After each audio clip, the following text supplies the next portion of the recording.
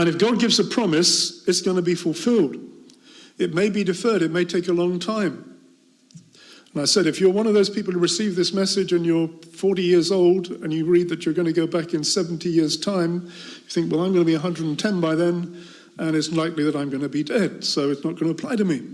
But it may apply to my children and my children's children, so I can have children and have a community here so that we can build up our community and so that they can go back in the fullness of time. And it's an encouragement also to look to the future and to look to God and to believe that God is going to fulfill his word, because God does fulfill his word. But you have to be patient, and you have to accept that it may not come exactly at the time you want it to come.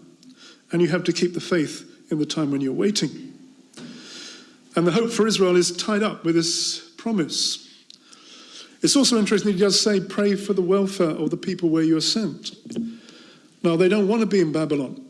They don't actually like Babylon. It's not a good place to be. It's an idolatrous place. It's full of all sorts of pagan and wrong practices. But he says, while you're there, pray for its welfare. And again, I think that has a message to us. We don't like the present world as it is, do you? The way the world's run.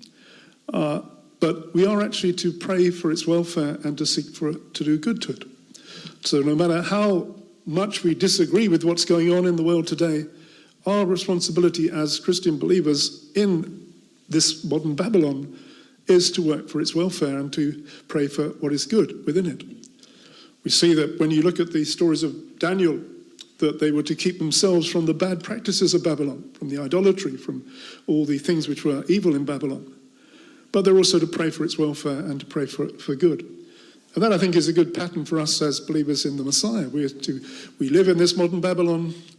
We are to keep ourselves from the bad practices, the demonic things that's all around us, the occult, the immorality, all these things which we see in our society.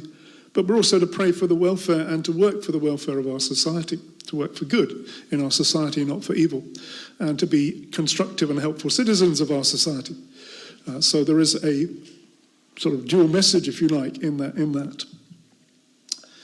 And there is a hope for the future also for us, that at one time we will be delivered from this Babylon. We will be taken to be with the Lord, and the Lord will set up his kingdom, and his way will be fulfilled.